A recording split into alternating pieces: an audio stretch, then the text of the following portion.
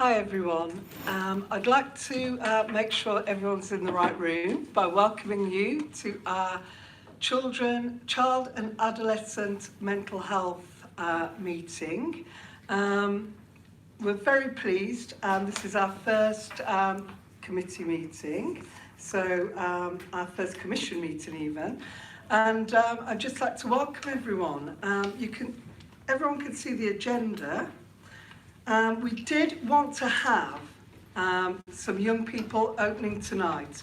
Unfortunately, they couldn't be here on time, so Jeanette Laws, one of our directors, is going to show in the beginning a little video, so we'll come to that. So we have got the voice of the young people, but not in the way that we'd want it, but we have got a clip from our Health and Wellbeing Board. Okay, I just wanted to, before we give introductions, I just wanted to give a little bit of context to the meeting, really. I mean, it's unusual that you would see in the committee rooms and the corridors of a local authority such amazing people that I have in my panel. Obviously, we have amazing people that work here, but, people not directly linked with the running of the council. So we'll get on to who they are in a minute. I just wanted to give context, and that is, when I got my portfolio about a year ago, I couldn't have been more pleased that children and CAMS was actually in my portfolio. And when we looked at that, I saw that we, as a council, when we knocked on doors, we told everyone that we wouldn't be making any cuts in this area, but it wasn't as simple as that. And what happened was I spoke to a lot of children and young people and their families, and I heard that their experiences of CAMS were not what it should be. I spoke to a lot of parents who said what it was like to be on suicide watch, holding their children's hands through the night and being really, tired out. I spoke to young people, more of that in a minute, that told me their experiences of actually getting an appointment with a clinician, but, it's not turning up for one reason or another, and then not turning up again, and then losing that appointment. So that wasn't all that it should have been. And then we had a CAMS review. We have some amazing officers, and we'll hear from them shortly. But we had a CAMS review, and we do some really good things in Southwark. It's not all doom and gloom. We do some great things with children and young people, and we will hear a bit about that. But, we looked at the statistics, and the statistics were that we were supporting 24% of children and young people, bless you, children and young people with mental health needs. And that seemed very low. I'm no mathematician, but that seemed low to me. And then when we actually spoke to other people about what this target meant, we heard that the National Health Service target was 35%. And we felt, that was not right. So we caused a bit of a stir, unbeknownst to me, because when people said to me, well, what percentage of children and young people with mental health needs would you support then? And as any self-respecting parent would say, unequivocally, we said 100%. And we said that loud, and we said it. No, I didn't get the memo when I became a local politician, and that is probably best not to make policy in front of a braying mob. And we went to this meeting, which was not just Southwark people, because you know that the health authority cuts across different local authorities, and a lot of people were turning up at this meeting, and they were saying, hands off CAMS, no cuts for CAMS. And I thought, well, actually, we should be having a different conversation, because in our manifesto, we're not cutting CAMS. And then you realise that it's getting more and more complicated. And then you go out of the local authority and you speak to other local authorities that have got good and outstanding, and they tell you, yes, we're doing all this great work, but the NHS say we have to support 35%. So you can literally see that our partners in the health services being shackled by these meaningless targets. Anyway, when I came back, I said to the leader, who said, we need a revolution in CAMS, and I said, well, I think we've got it, because I've just told everyone we're going to support 100% of children and young people with mental health needs. And I hadn't really worked that closely with him before, and he gave a quizzical look, and I understand that that meant he was 100% behind us, so that was lucky. Anyway, so that's where we are. We, since then, we've been travelling around the world, talking to people all around the country, and I'm going to share that with you a little bit later when we talk about the trajectory that we're going in. But that is the context which we're here tonight. So, welcome all. It's going to be an interesting journey, and that's why one of the things we wanted to do was to have the people around the table, because when we went to the Health and Wellbeing Board, we weren't just speaking to council colleagues. I'm pleased to see we've got CCG represented in the gallery. We, at the Health and Wellbeing Board, we've got all the right stakeholders there. We've got the CCG, we've got schools, we've got children and young people, and one wintry night last November, we said, look, we want you to come behind us, and we want to be the first partnership to say we're going to be 100% for support for children and young people with mental health needs. And what happened is you're going to hear now a little bit, because we were unable to get young people, you're going to hear from a young person who spoke to the Health and Wellbeing Board. And no matter how shackled our colleagues were by their targets, their preconceptions, as soon as we heard from the young people, they decided to get behind us. So that's where we are. And the reason why we have this is because the Health and Wellbeing Board, it has a packed agenda, but we wanted to have some brains in the room, which we're coming on to you, and we'll introduce you now. And we thought that actually, if you were on board with us, we could test some of our thinking, and we might just get to our target. Anyway, that was the context. My name's Jasmine Ali, and I am the chair of this meeting and the Cabinet Member for Children's Schools and Adults. So that's me, and I'll go round this way and then come back round. I'll start with you, Harriet. I'm Harriet Harman. I'm Member of Parliament for Camberwell and Peckham, but I'm also chair in House of Commons of the Joint Committee on Human Rights, which has been looking at how we look after the human rights of children with mental health and other difficulties. So I'm very keen not only on the local agenda here, but how we link that up to our understanding nationally. And I'm also a very big admirer of the work Jasmine is doing. That's also on my CV. Thank you. And I'm Emma Thomas from the charity Young Minds. So we've been going for about 25 years, fighting for young people to get all the support they need for their mental health. And we do a number of things where we work very closely with young people and turn their insights into practical support for them, practical support for parents and teachers, and then also about having an authentic voice when we're trying to influence NHS and supporting others. So really interesting. Sorry to interrupt you. Please, can we speak through the microphones? I should have said before that we are being live streamed, so it just helps to pick up the mic. Thank you. Thank you. Thank you. So really interested to see how Southwark can perhaps shine a light on what good practice looks like from a whole spectrum of needs, not just waiting until treatment, but the need for early intervention feels absolutely critical, and likewise quite impressed with what you're trying to achieve. So that's why I'm here to support. Thank you so much. Well, I'm David Brindle. I'm the Public Services Editor at The Guardian. I've been involved with, or been reported on, health, social policy and indeed children's services for many years. Delighted to be involved with something that has a positive agenda in the current climate, but wearing another hat, I've also been a non-executive director of various charities in and around this space for a number of years, and I'm currently Vice Chair of Richmond Fellowship and the wider recovery focus group of charities working in mental health, addiction and domestic abuse. I'm Emily Barlow. I was previously executive head at Octavia House Schools, which is a school for children who have experienced adverse childhood experiences. And I'm now a consultant and trainer for schools around London and a therapist. I'm delighted to be here. Thank you. Thank you so much. So my name, sorry, I'm losing my voice. My name's Louise Bauer. So my background is in schools as well. I was a deputy head teacher in Birmingham, inner city Birmingham school. And from 2016, I've been working in this sector with schools. Very good.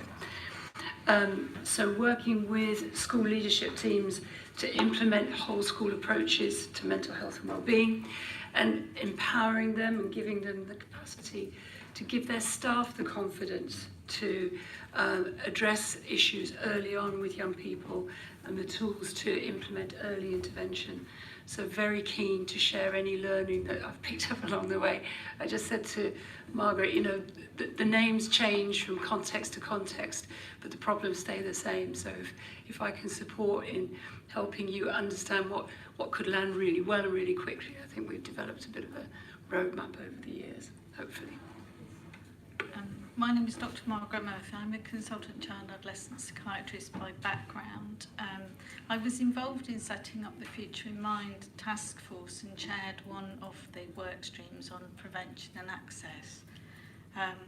But I also worked for CQC as a national professional advisor and actually did the thematic review site visit for Southwark. So I can attest to the fact that you do have very enthusiastic CCG colleagues.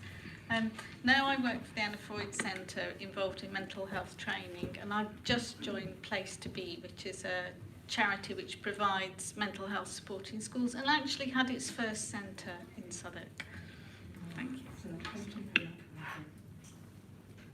Hello, thanks for having me. I'm Nancy Hay. I'm the director at the What Works Centre for Wellbeing, and we're an independent collaborative organisation that brings together the evidence, the global evidence base of what actually works to improve wellbeing from both academic and practice, and working out what governments, businesses and charities can do to actually improve wellbeing. So helping to contribute some of the evidence from across the UK and around the world, but also help you learn from what we're doing and share that more widely.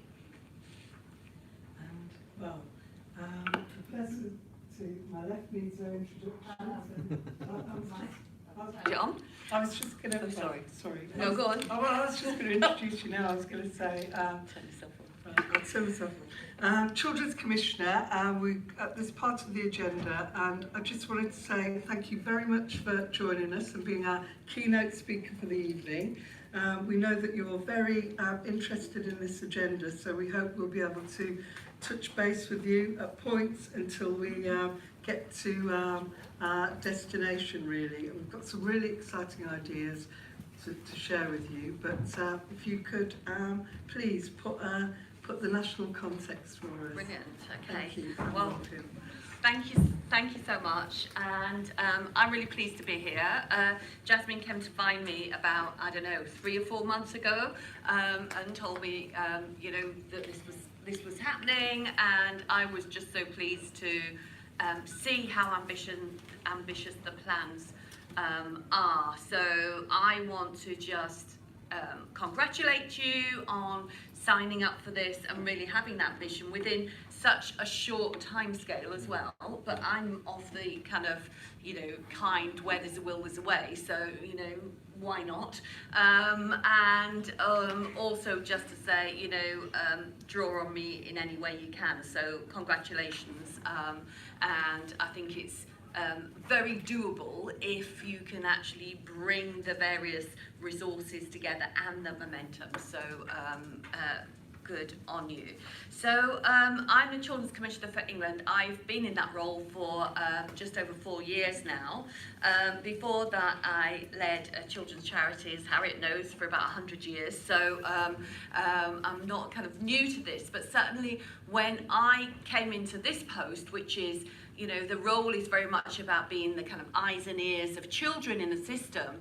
I was unprepared for the number of children and parents and professionals that walked through the door, one after the other, to tell me about not only their worries about their mental health, but also to tell me about the difficulties they were having in getting anyone to notice or provide that help.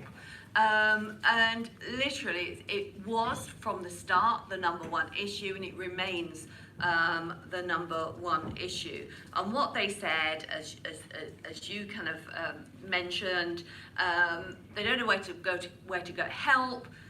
Some kids said, you know, they didn't feel they were ill enough to go to a doctor, and they didn't want to go off and kind of, you know, sit in a waiting room full of people and be spotted there. But if they did go to a GP, often what they found is they were referred somewhere. There was a huge waiting list for an assessment. No one came back to them over those weeks and months before the assessment. Many of them got turned away, in fact, probably about 2/3. And for the ones that did get through for an appointment, then actually there was a long waiting list often, sometimes weeks, many times months. And then there's this awful thing about if you don't turn up, which, you know, if you imagine any of us waiting for weeks and weeks for something, and then struggling on a whole range of different issues. If you don't turn up, often it was 1 or 2 strikes and you're out, and you're back to the beginning of that process. And for me, not being an expert at all in this area, but looking at it from the children's own lived experience, it seemed that we were failing an awful lot of children in a very, very serious way. So I set out to make it something that I was going to change.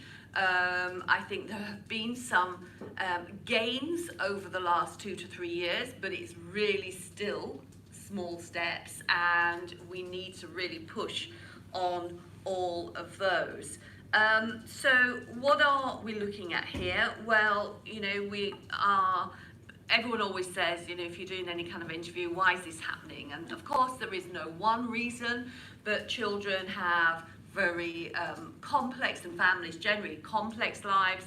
Everything's very fast moving. We've had the dawn of social media over the last 5 to 10 years. I'm not saying that that's the cause, but it certainly seems to, what children say, is it accelerates and amplifies what's going on. There is what I kind of see myself as being a kind of narrowing down of what success looks like, and that might be around exam results, or how popular you are online, or what you look like online. And certainly kids have told me that there's a real point when you get to secondary school where you know, you've been online and you think that's fun, it's about families, it's about pets, and it's about games, and suddenly you go to secondary school and actually it's a way of, you know, it's a popularity contest, and it's all about your kind of social validation online. And what they also say is that there's something almost sinister about not being able to turn off and walk away, because somehow it's going to be socially damaging. So huge pressure on children at the point where they're, of course, having to come to terms with everything else as well. So we know that it's something that is very commonplace. If you look at all the stats from places like Childline, the number of children that are now ringing regularly to talk about anxiety and depression, the number of children who are talking about self-harm has just rocketed over recent years. And I think, depressing though it might be, the actual situation is that it is part and parcel of growing up and childhood for so many children. And that's something which clearly I think everyone here actually wants to change. The numbers are high. There has been the first prevalence survey for 14 years last year, which showed that 1 in 8 children have a diagnosed mental health condition, and that number rockets, especially around girls between the ages of 14 and 18, to 1 in 4, with high numbers of those girls who have self-harmed. Children have talked to me about knowing that they're not ill enough to get help. And some have talked about saying, well, I know it's not good enough just thinking about trying to take your life. You actually have to try before you can get onto a waiting list to get the higher level services that they need. And again, on any level, then that's something which is, in my view, completely unacceptable. So, looking at what children say they want to happen about this, and it's important to recognise that, of course, specialist support is really important, but not all children will want instantly that level of support, and the more that we can do to prevent that happening, as you said, the better. What they talked about very much was having access to people they could talk to, being able to get support on their terms. So it wasn't just a one-size-fits-all. It wasn't just a situation where they had to go along, as I say, for specialist support. They talked very much about being able to get help online, the help that would come to them, and they described the kind of support that were places they went, be that youth centres or be that school, actually could be part of life, where there are trusted adults there who they can talk to and confide in. There are well-being support groups or hubs in school. And that is the kind of services, along with the proper investment in the more specialist support that I've been aiming to push for. Of course, we know that children, when they're more vulnerable, are going to have probably much higher levels of poor health, and also that, you know, if you look at gangs, if you look at children involved in county lines, exclusions and the like, and in custody, the level of poor mental health is very, very high. So on many, many levels, children need support. So looking at the access to that support has been really critical, and it's 2 years ago since I produced the first of what I'm calling a kind of annual report on access to children's mental health, which was the first time that actually demonstrated the detail of data of how many children are getting help. One of the things I get in this role is this, what I kind of call a superpower, where I can gather data on children from any public body, and I can poke my nose in all over the place and kind of, you know, put it all together. And that's what we did for this. And the kind of numbers you're talking about there, access for, you know, a very few number of children, was what we found. We've been continuing to collect that data. We had some initial disagreement with NHS about whether it's correct or not, had a little bit of a spat about that, but now we're all in agreement it is correct. And actually Simon Stevens, the Chief Executive of the NHS, now talks about a mental health epidemic for children, which certainly weren't the words that were being used before. Since then, there's been a green paper on children's mental health that's looked at developing support for children in school. I think it's a good thing. I think it needs to be faster. It will only ever get to a quarter of children or a quarter of schools in 5 years. I know there's lots of reasons why it's slow, beyond the money. You know, it's about staffing and the like. However, I'm also kind of a firm believer that, you know, you've just got to go to things on occasions. So one of the things that I'm really campaigning for is that is quadrupled, and actually we get to the point where we have a trained counsellor and stroke team in every school, primary as well as secondary. Within the 10-year plan, the NHS 10-year plan, I was pleased. I can't tell you how weird some of the discussions were about whether a quarter's better than a third or the other way around. A third's better than a quarter. You know, the targets for was a quarter of all children will get help. Oh, we'll move it to a third. Okay. It just kept grating, you know, well, how can this be? It still means 2/3 don't. Was pressing hard. I remember one particular discussion in a supermarket car park on about Christmas Eve, and I said, can't you just set a target that all children will get help? Yeah. Surely in 10 years we should be able to aspire for that to happen. And I'm pleased to say that now is in the 10-year plan.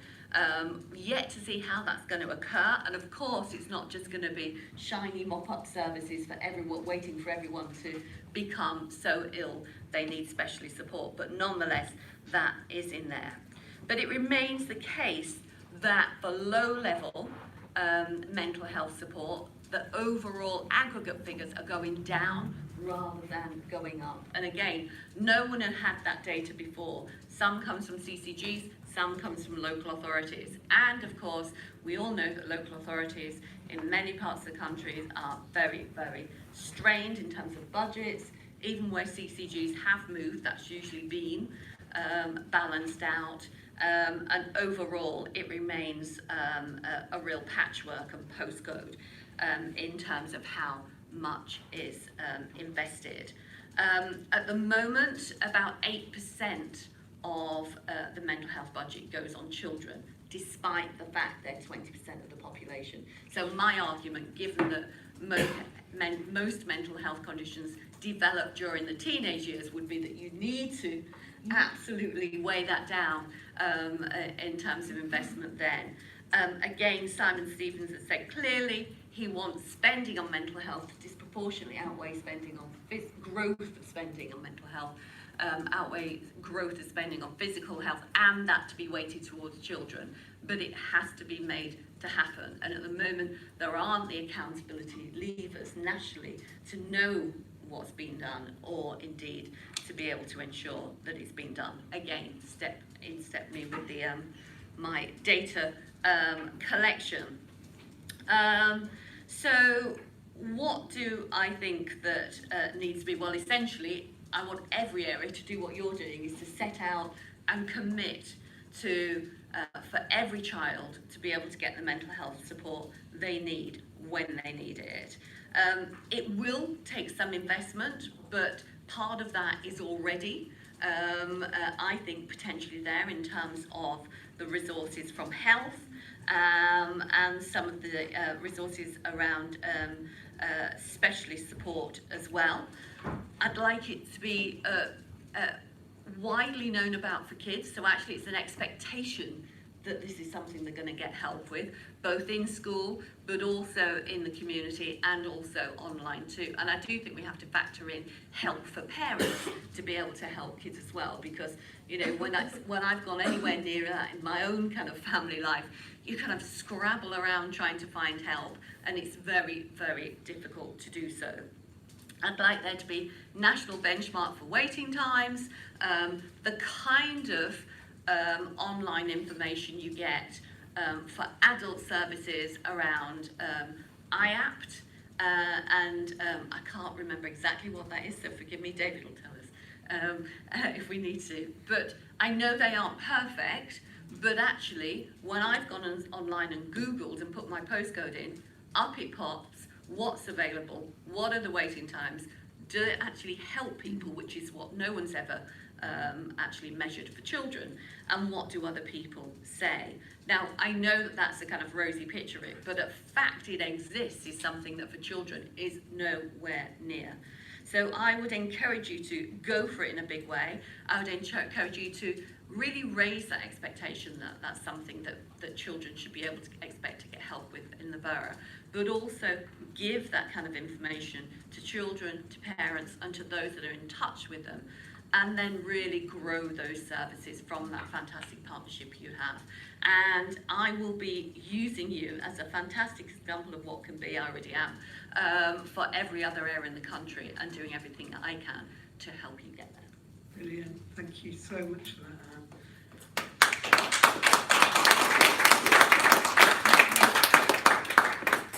Okay, what a great start.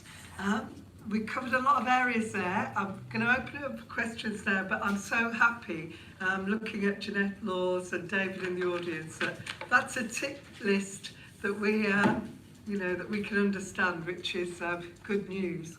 Okay, are there any questions or any points?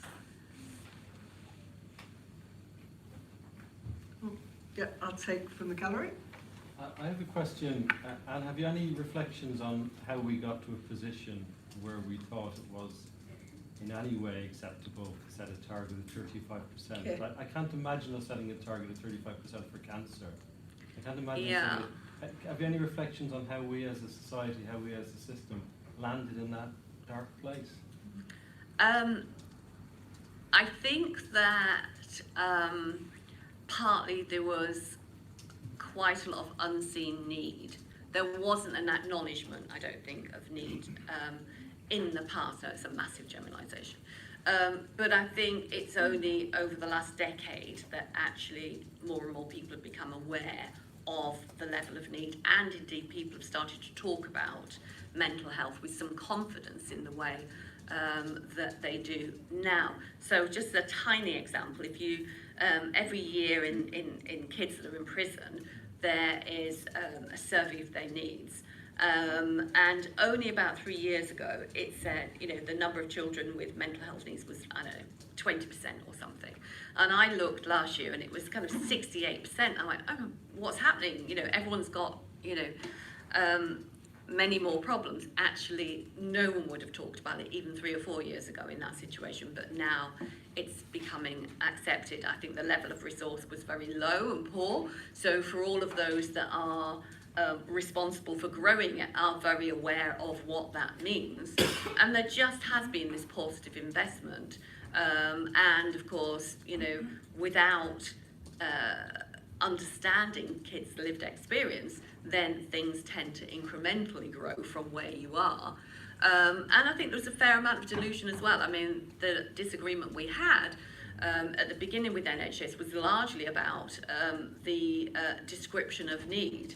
And when I kind of presented the figures that I had, the response was, well, I think we've turned the corner. Whereas actually, the horizon was some way away. So I think now there has been a move where this is unavoidable in terms of knowledge, and that's now been recognised. Okay, thank you. Okay, David? I'm sorry, Kevin? So Kevin Fenton, I'm the Director of Public Health here and one of the Strategic Directors. Thank you for your opening comments, and I wondered if there were lessons to be learned in other transformational activities for other services for children that you've been involved with.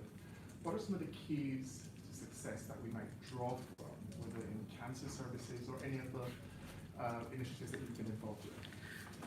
So in terms of kind of health related as well, one of the areas that I always use is around children's eating disorders, because there's been a swift growth there.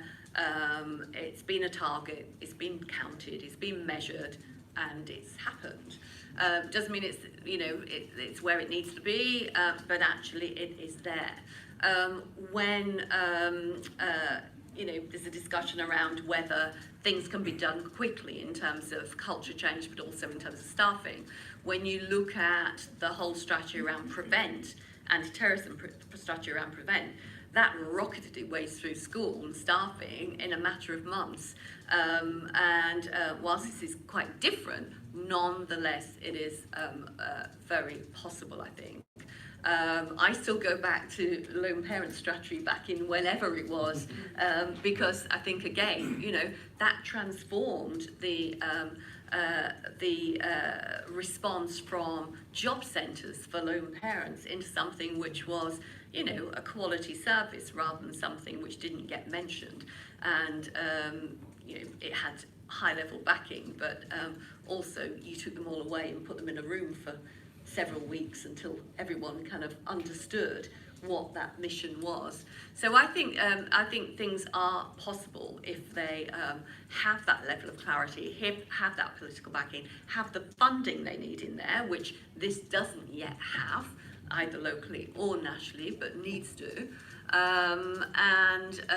There is that, combined mission, I guess, to deliver on it. But have kids in the room for 2 minutes and they will tell you why it's important. And of course, lots of parents know it's important too. Thank you. Thanks, Kim. Are there any more questions before we move on? No, you're going to stick around for a bit anyway, aren't you? So that'll be great. Okay, next part of the meeting now. We're going to hear from our own MP, QC, Harriet Harman, Mother of the House, and many more titles. But, we're very pleased to have you here tonight, Harriet, and, involved in this commission. So, without further ado, thank you. Thanks very much. And just as Anne said, I want to 100%, not 35% support you in this endeavour, but 100% support you in this endeavour. And do call on me for any help. Let me know what would be useful and keep me informed as to how you're progressing with all of this. I think, in a way, we've made some good steps nationally in that we're now starting to talk about children's mental health, which for ages we just weren't, and it was thoroughly swept under the carpet. And that is obviously a positive. I was really pleased to bump into, on a school visit, the first aid person at the desk, being the first aid on duty person in the school, and they have mental health training as well as physical training, and that's new. They wouldn't have had that in the past. So there are some very positive things, but just a number of things in not any particular order. I think the thing about that I hope that you will look at and somehow try to shine a light on and measure, if possible, is the issue of inequality here. Because if you are one of the 65% as opposed to the 35%, then not all of those won't get services. If you've got money, you will buy services. And I think it's quite important to highlight that this is a kind of the failure to deliver services for children with mental health needs is massively affected by inequality. And that we shouldn't countenance an unfair system, one where if a child's got needs, mental health needs, and has got a low-income parent, they can't get their needs met.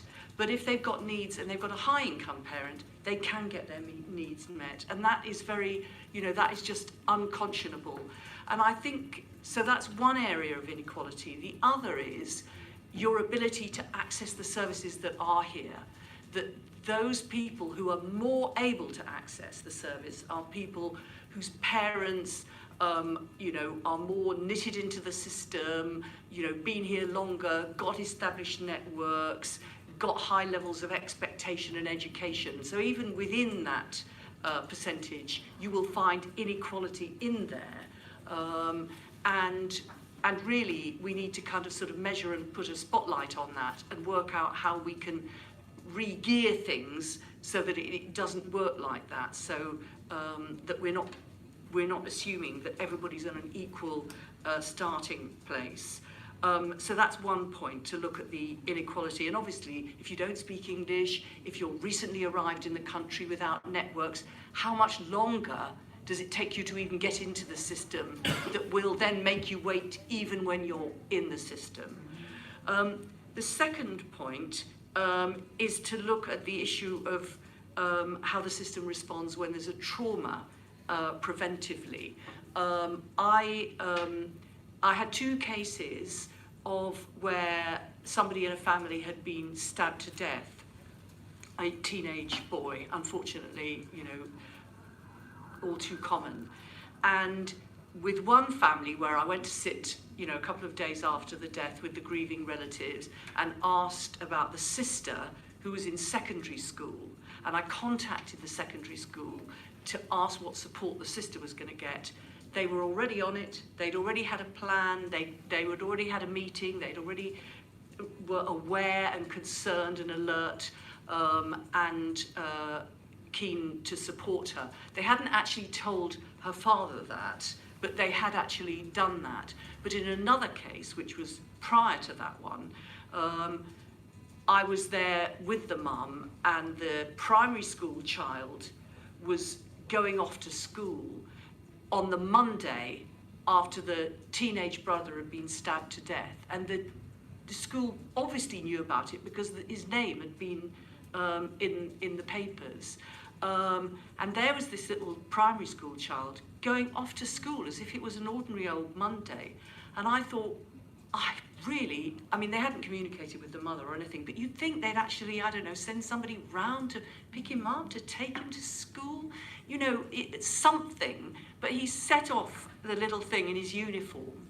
And I spoke to the school later on, and they'd had no plans to do anything other than just, you know. So I think the issue about recognising trauma is also an important thing, preventative.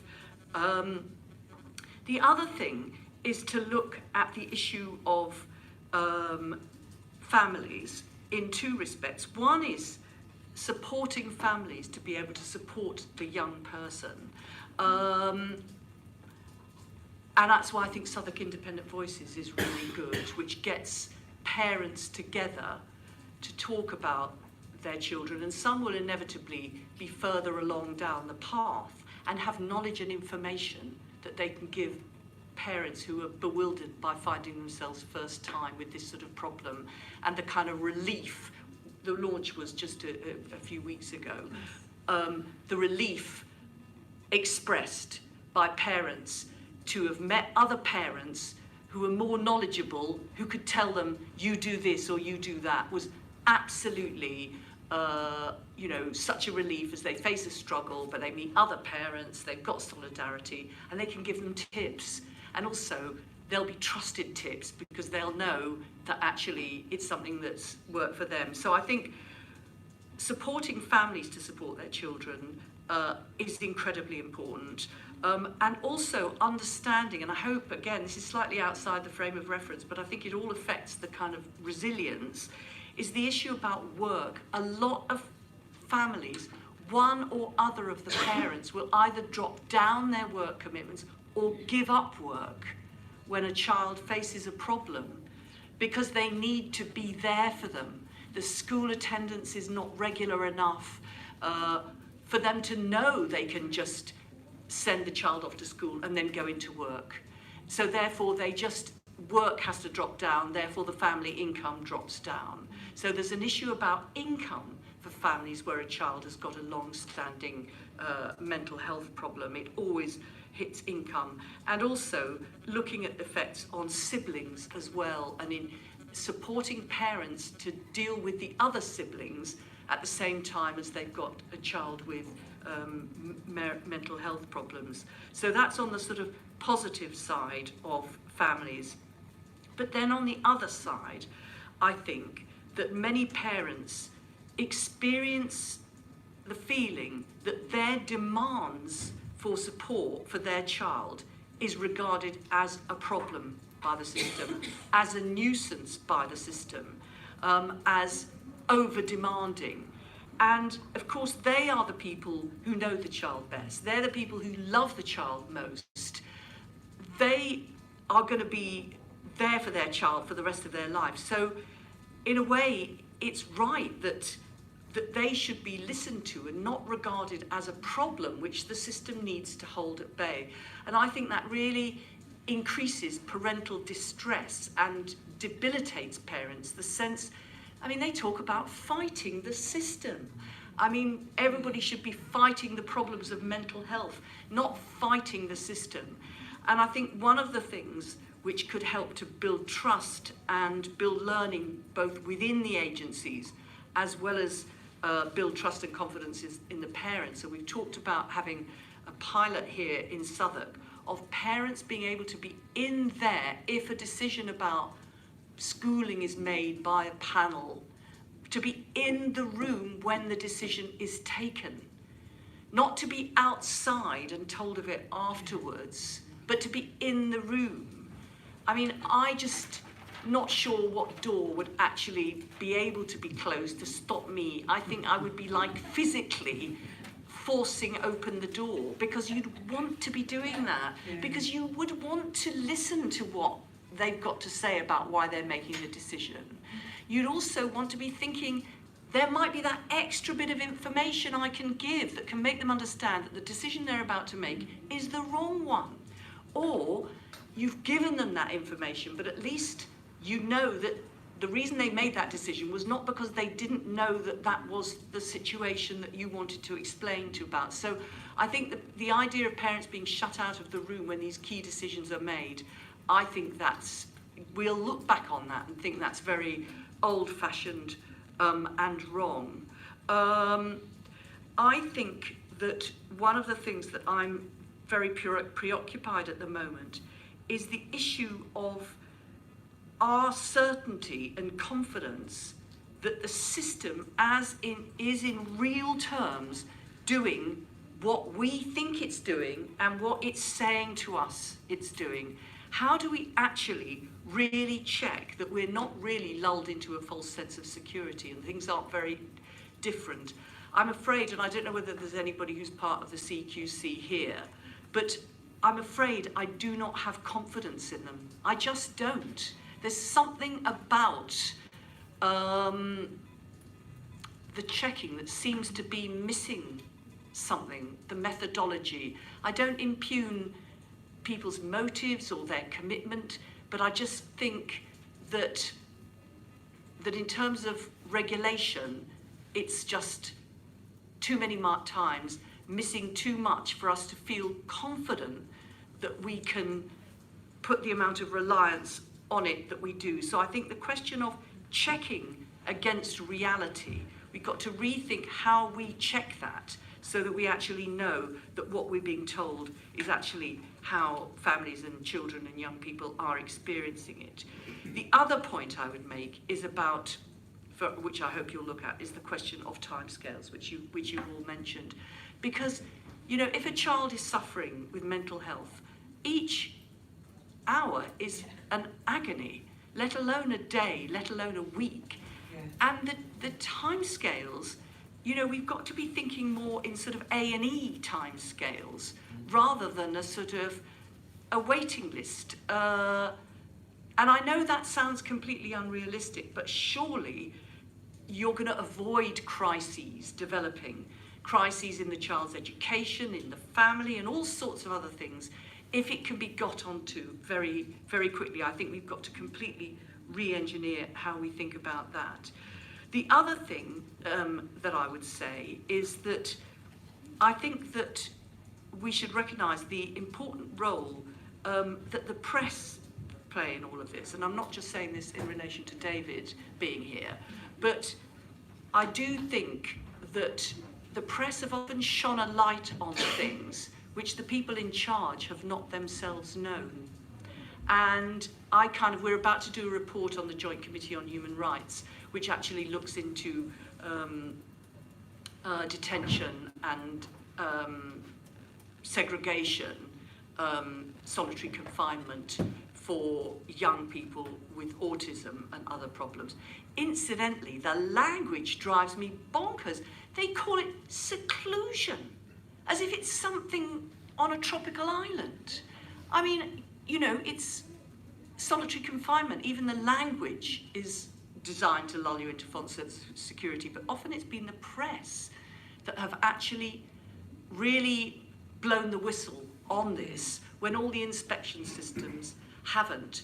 And I think in a way, probably in our checking, we've got to learn, if the press can do it when our systems can't, how are they doing it? Well, then perhaps we should do it how they do it, i.e. undercover, going undercover, actually getting people on the inside. I mean, the security services crack organised crime by having informers and, you know, all sorts of things. I mean, if it's a question of finding out what people want to keep concealed or don't want to reveal, well, there are ways of doing that. And somehow we're in the polite side of things, when in fact we ought to be in the finding out side of things. And so I think that we should think completely differently about how we check, inspect, and understand the reality of the situation. And finally, to really, well, it's not actually finally, I suddenly realised I've looked down and seen about loads more points, but I'll try and speed up. It's about resources. You know, I think it's absolutely diabolical the way the government has cut the resources to Southwark Council. I'm full of admiration how you are constantly refocusing, you know, trying to do things differently, trying to do things better, trying to keep your sense of aspiration and optimism against a very difficult background of spending. But I do hope that you will actually, on one side, say, if we had more money, we could do this, and allow yourself to think that, because you need to point the way nationally about what can and should be done. Not feeling despairing and hand-wringing, because that's not what you're very can do, and you're not into the despairing and hand-wringing. But I think it's a public responsibility to actually show where resources are a problem, not because you're trying to blame anybody else, but just because that is necessary for it to be done. I think too often, I heard a panel of GPs from South London, one saying that they actually think that quite often GPs are reluctant to diagnose a mental health problem that in reality they do know is there, because they don't want to refer somebody to a service which is going to take them weeks and months, or even not be able to get them into it. So that there's almost like a chilling effect at the GPs wanting to not encourage somebody's hopes up if they're not going to get it. And that is quite a desperate situation there. And again, parents talk about being made to feel like they're a nuisance when they go to the GP, because the GP themselves are all struggling with stretched resources.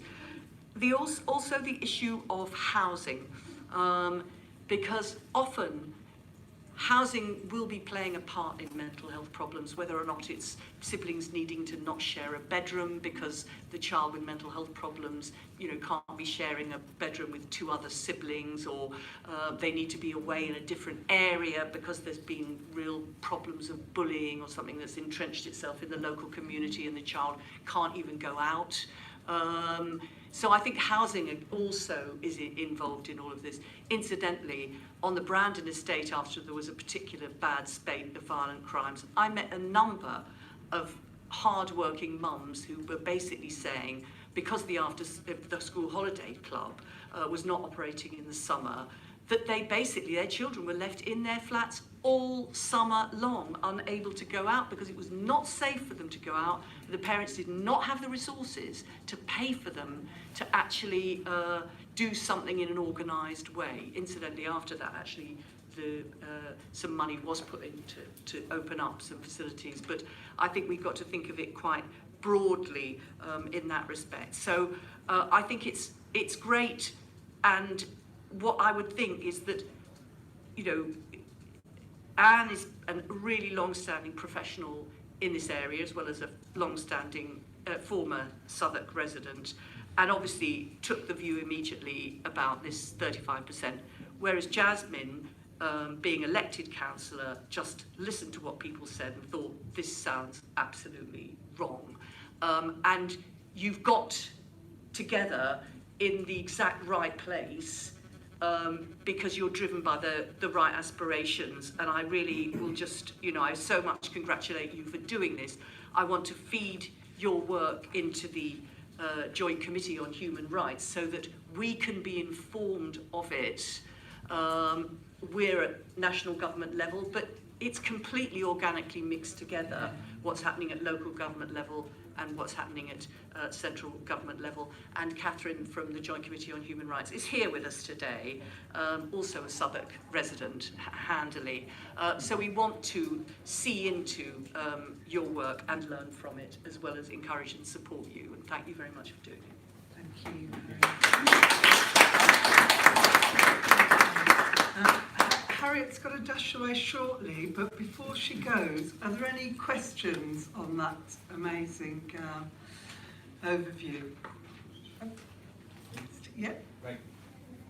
Thanks, Harry. I want to certainly affirm your first point about the centrality of inequality, but the question I want to raise in terms of another area is around schools and education and the whole issue that I think we experience in Southwark around mental health issues, which is the number of challenging young people that don't necessarily get excluded from school, but stop attending, and because of the pressures on schools, they just get forgotten and they're out there drifting in some way. So I think as you look, given your human rights role, that's another, just a quite specific area, but it's been a growing area. I've been reassured recently that apparently the Ofsted programme will begin to address this, but again, the fact that they've let it drift again for all sorts of reasons has to be stopped.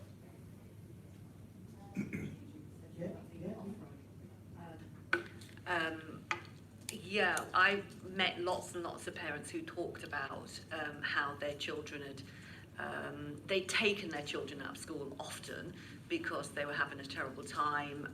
They often had additional needs. They didn't feel, this isn't in Southwark, this is in lots of other places, and didn't feel that the school was supporting them.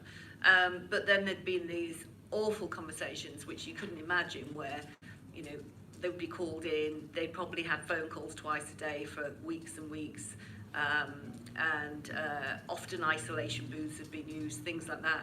And then there'd be awful conversations saying, oh, I don't think actually that we're able to do any more, you might want to take them somewhere else. Often nowhere else been there, and then they just fall outside that system.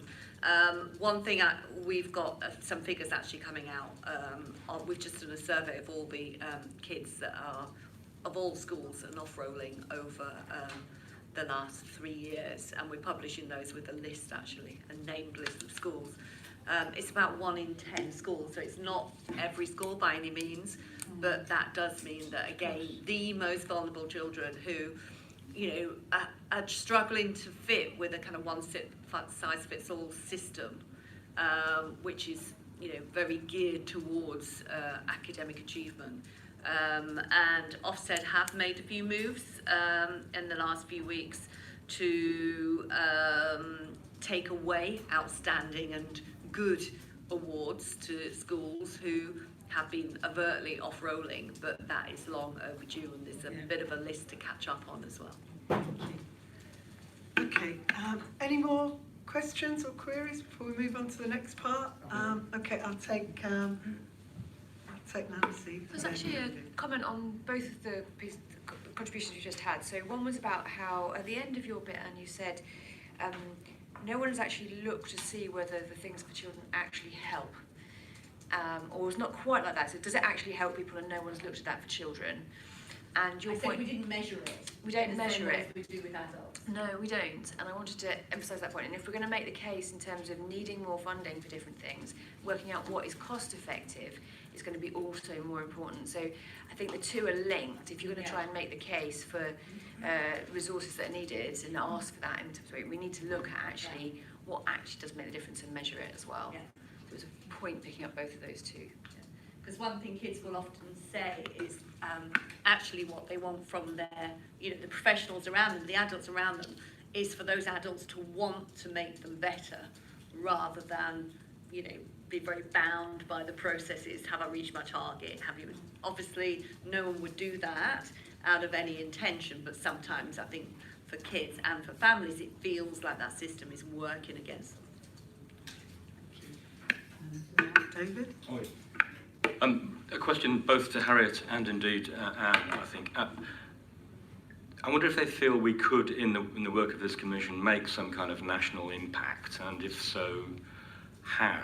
And should we, in setting out now, how should we sort of prepare or hope to do that? Well, I think it definitely could make a national impact, and I think in a way, just by doing what you're setting out to do it and drawing on all the input that you're having, because it will shine a spotlight on an area, and it won't be different in other places. I mean, you know, there's different demography and everything, different areas, but it will still be possible to learn lessons. So I think just going really, in a really focused and committed way, it will draw out, it will produce lessons for national government, and other people then will prompt it to happen in their areas, the findings. What do you think, though? I'm not quite sure. Of course, one would very much hope that it would, but very often some of these things do, even though they do turn up some groundbreaking findings, that they don't always cut through, and I just wonder how you ensure it does cut through. So not to add to your pressure that you've already got in terms of you've got to develop support for 100% of the needs by about 6 months. Not to add to that pressure, I mean, I would encourage you to shout about what you're doing, and to really shout about your conviction and your partner's conviction to stick your necks out and actually go for it, because what these conversations are like, so much is kind of swirls around in the discussion about, well, we might be able to do it, but this isn't possible and this isn't possible. I mean, you've just cut through all of that and said we're going to do it. And actually, one of the things occasionally I get involved with is just trying to do something to show it can be done, and that I think is so powerful. So I would in every way shout about what you're aiming to do, and actually say we want to show this is possible, because for us our children's mental health is a real priority. And in terms of what you might lever out of that, obviously when you get people in the NHS nationally or wherever that would be a bit nervy about funding every place in the country. Actually, if you're saying, we're at the head here, we're going to be warriors for these kids, can you give us some money here, just a bit to help pilot this and make it happen? I think there's some extra leverage that we could pull in here. I'm saying we because I'm just signing up to help you. But I would just do all of that and on the back of proving it can be done. And I mean, if you think more widely, like in terms of resources, I mean, surely, the mayor's office is going to have an interest in whether some poor little 6-year-old boy goes off to school without any sense that any of the teachers had any training or there's any extra support. There will be other people that, because of your spotlight, you will realise you can pull in other resources. Can I just say one? Sorry. No, one of the things was I love the part when Harriet was talking about think broadly and the summer holidays and the like, because it's not just I would say really go for that. We talked then about schools where children are falling through the gaps, falling out of the system. There's something here for schools to deliver on this as well. So there's, I would say, trying to get to the point where you really reduce exclusions, you really cut out off-rolling, you look at that support within the community. But then also for the community provision, for play provision, and all of those things which is so vital, that's, they're not over here somewhere else. Actually, this is central as well. So pull in all of these levers for all of the different people who have their own budgets or could have their own budgets and really can contribute. Brilliant, thank you. Now, we're nearly there now. We're going to move into the officers bit, but before we say goodbye to Harriet, I did want to say on that great question about the national impact, I mean, I do think that the sun and the moon are aligning, if that's the correct phrase, because, the government, they don't want to give any money, but they do say that they at least know that mental health is such a big issue that they want it to have parity of esteem, they say, with broken arms or broken limbs, so, we've got that. And then, on the other side, we've got, I don't understand why more local authorities are not saying that. Then we've got the dance that you have, which is, I'm glad to say we have a very good relationship with our CCG here, but, there's the issue of having to de-shackle them from those targets. So that's over there. But I wanted to end this part of the session with an amazing quote, because when we were at the Health and Wellbeing Board, and I feel that, I've learned so much, not least from the people around this table and the officers in that year, but I remember even wondering myself whether we'd, sort of overshot the mark a little bit. And then I remember the chief executive from SLAM, who can't be here tonight, he sent his apologies but will be joining us at the next meeting. He said, it's a little bit like a disaster movie, isn't it? He said, you see a meteor heading towards Earth, but actually there's only a couple of things you need to do, you know, to send it off its course and save the world. And I think really, you know, there isn't, when we hear from the officers, it feels like a massive target, but I think once we achieve that, it will impact on everything, just as local authorities can't do it in isolation, without the CCG, without the schools, without all the other partners. Southwark, however brilliant we are, and obviously I'd say we are, we're not going to be able to do this on our own. So hopefully, you know, it will have a national impact. And one point, and then I think what could be really exciting is to be the first council that looks at everything through the lens of mental health. Yeah. And I think that's almost what you're setting out your approach to do, and you've got all your officers to take that approach. And I think that's where you can demonstrate the change, because that's obviously what we're calling from a government point of view, and we're not seeing, you know, and people are just going, how do we treat the problem, as opposed to if you take everything from a mental health lens, all the things you've just covered, is where you can genuinely start to see really exciting change. So that is seemingly a tiny thing for your meteor, but quite a significant thing, I think. and a well-made point, so thank you very much. So thank you, Harriet. Well, there are We'll see you various next time. meteors heading towards us right now, which I've got to go off and deal with. Okay. Thanks, Harriet, and we'll see you very soon. Okay, we're nearly there now. We're at the next part of the meeting, and I'm going to invite our officers. And I thought, as a nice segue, Jeanette, we could maybe hear from the voice of the young people to segue us in from one part to the other. Thank you.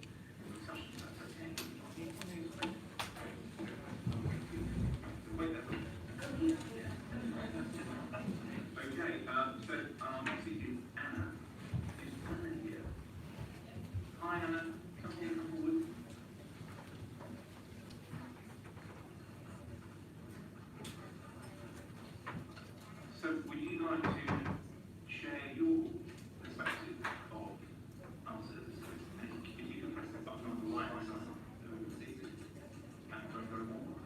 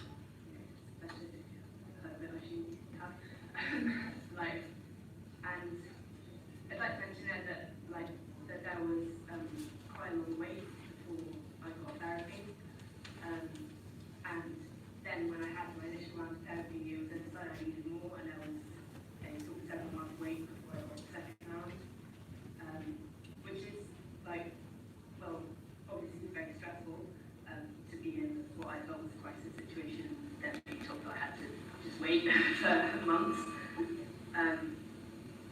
Yeah, so I've now been like discharged from my first sector and I'm back to CAMS, and we're going down to monthly sessions before I like officially left to live free. And I think that's been really good. Yeah, and so I've looked into you guys might want to hear about like the outcomes of this.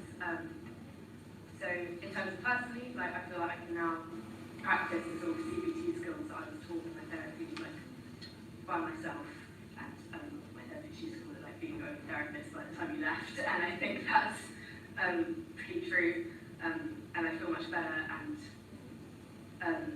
so one method that like we used was I think the RCAD is the general like method of measuring it. So mine have reduced quite a lot, that's why I'm now okay. But also method I'd like to mention is that with my therapist we set our own measurements of 3 questions that I would ask myself like every week, and I think that that's personally a much better method of measuring improvement, because like a lot of the questions on that method, on the sort of general measuring systems, like they don't always relate to everyone. Like for example, one of the questions is like, do you cry more frequently? And I just don't really cry in general, like very much. So you know, I'm pretty much always going to say no to that one, regardless of how I'm feeling. Yeah, I was also asked, I think, here like the sort of like my main issues and things I'd like to change about the service. So I thought we'll do that. So first thing, like I think reducing the wait times for assessment and for treatment, because I think assessment comes fairly quickly, but the treatment can actually quite often be quite a long wait, and that's very frustrating when someone's told you that you know you're sort of serious enough to need care and you need treatment, and it's being taken seriously, but at the same time action isn't corresponding to that description, because you're being told, you know, essentially that we think you really need help, but we're going to leave you alone for 3 months. Like, yeah, I think it can basically like you see more people, and that's where you can increase funding. That I think it seems to me and other people that have been through camps that you need to be in a crisis situation, or you need to have very severe problems before you get seen. And for me, and some of my friends, I think that it sort of feels a bit like a competition, that you have to be sicker than everyone else. Or that you need to physically hurt yourself before anyone actually realises what trouble you're in, which sort of I think goes against the whole, you know, mental health is important if you need to like harming or something to get in. Yeah, and like I mean, one of my like therapists suggested that actually going to A&E is probably better than going to a GP to reduce wait times, because they have to see you in a week. And I think that like it's just so ridiculous to be trying to teach people shortcuts, like the proper system should just work. Yeah, and I think to lead on from that, I think the focus should be more on feelings and like physical response, as in like that you shouldn't need to be self-harming or like suicide attempts to get seen. And because I mean, even you know, not everyone at self-harm gets seen in camps, so it's then you know you need to self-harm, but you also need to self-harm worse than half the people that are doing it, which I think is really negative position to sort of be taking, especially when dealing with people with problems. And I also think that there needs to be like better training for teachers in schools, and maybe like better connection with camps. I definitely think like the way it was that when I went to camp, the school was kind of like, oh, you know, dealing with it, we don't need any more academic support. And also like just teachers have like a massive impact on people's school lives, and when they don't understand mental health and they, you know, respond very negatively, that can be like very damaging. Yeah, Yeah, and again, going back to funding, my final thing is like, so the team I was being seen at the Michael Ross Centre was actually closed after I left, or like reshuffled or whatever. So now, no, I don't think, so people with just like depression or bipolar disorder and move on, like there's a team for that with the Ross Centre. And I really benefited from that, and I think a lot of other people would benefit for that. Slightly more specialist care, but outpatient care. And from what I've seen, I don't see very much of it. I could be wrong, but I kind of don't think I am. Yes, that's Anna, thank you so much. That was incredibly powerful and really. Okay, so that was Anna at the Health and Wellbeing Board, and then we heard from parents as well that talked about childhood adverse experiences and how that impacted on looking after foster children. And so it was, quite a wealth of knowledge, but we just thought it would be good to get, to bring it back to the voice of the child, really. So thank you for that. We're moving out of time a little bit now, so if we can get Professor Kevin Fenton and Jeanette Laws to the table. And I'm just going to hand it over to you now for our key papers.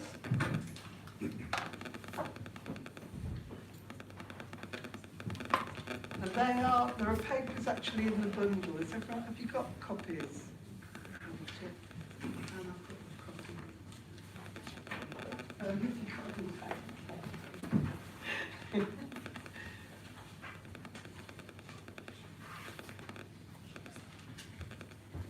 So good evening, everyone. I'm Kevin Fenton, and as I said earlier, I'm the Director of Public Health and the Strategic Director of Place and Wellbeing here at Southwark Council.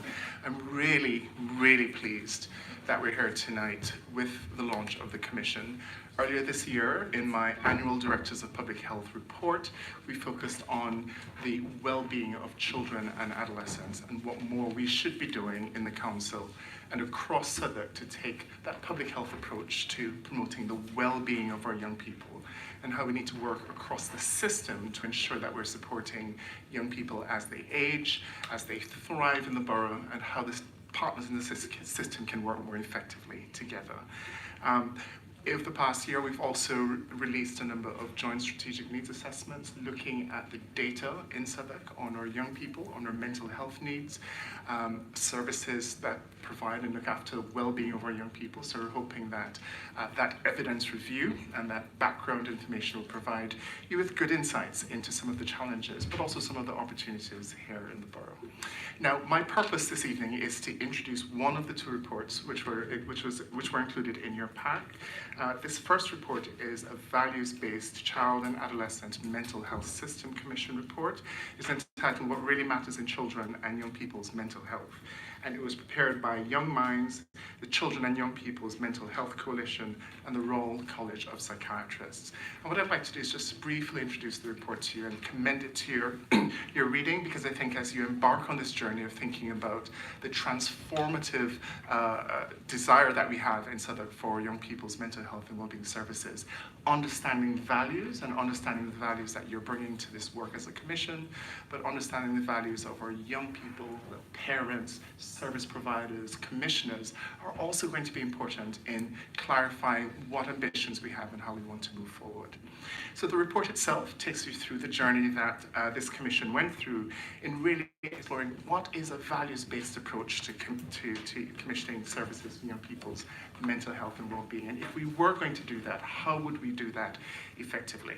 And as a commission, as you can imagine, they took a lot of oral evidence, written evidence, they went out on site visits and engaged with a number of people and organizations and communities across the country.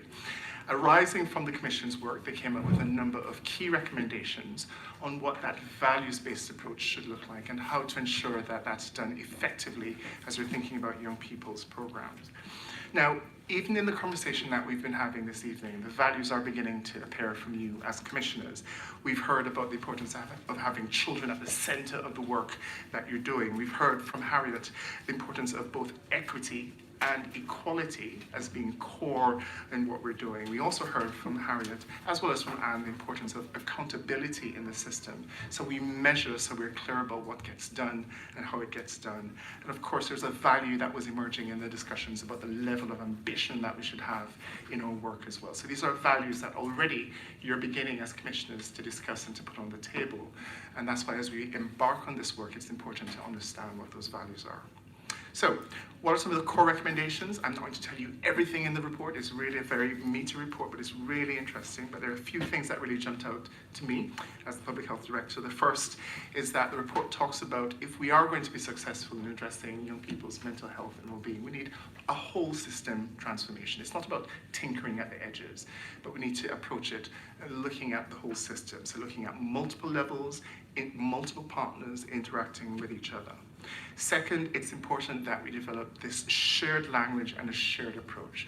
So understanding and listening to young people and parents and providers and commissioners, everyone who has a stake in this, to ensure that we're understanding the language that we use and the values behind the language that we use. Third, it's important that as we embark on this journey, that we're looking at long-term sustainable relationships that are going to be required for success. True success is not going to be derived from having a commission or a piece of work that isn't looking at the long term. How are we in this for children as they age in the borough? And what does that look like? So the commission's findings for what really matters to young people is that we're in this for the long term and we're consistent. And then fourthly, to ensure that we're building capacity, that we're training and developing capacity in the system. So the values and behaviors that we want to see in the short, medium, and long term are inculcated into everything we do and the people that we're interacting with. Finally, the report itself highlights some values which are important in general in developing children's and young people's mental health services.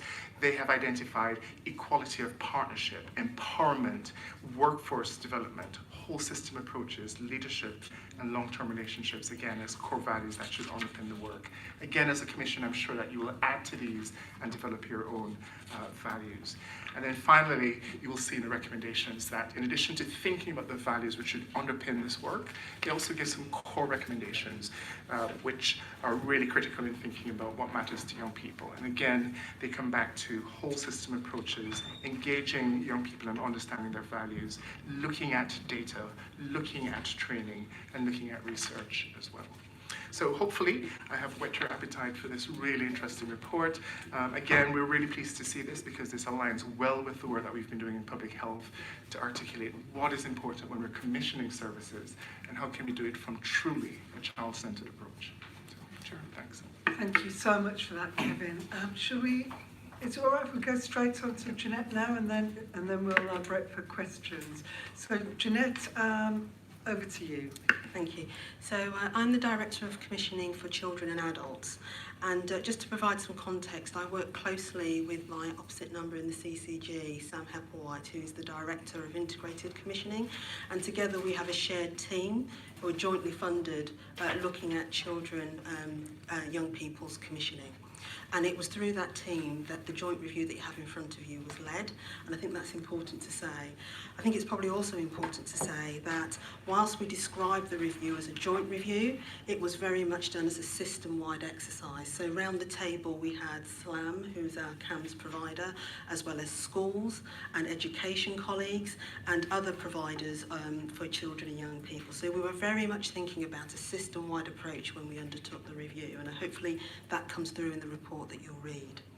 We also, of course, engaged widely with children, young people, professionals, to really make sure that the findings that we were noting through things like our file audits, through going out and reviewing the work, was actually hitting the spot. And what you'll note is that there were 3 key recommendations in the report, and the 3 recommendations, I just want to put a little bit more flesh on the bones for you around.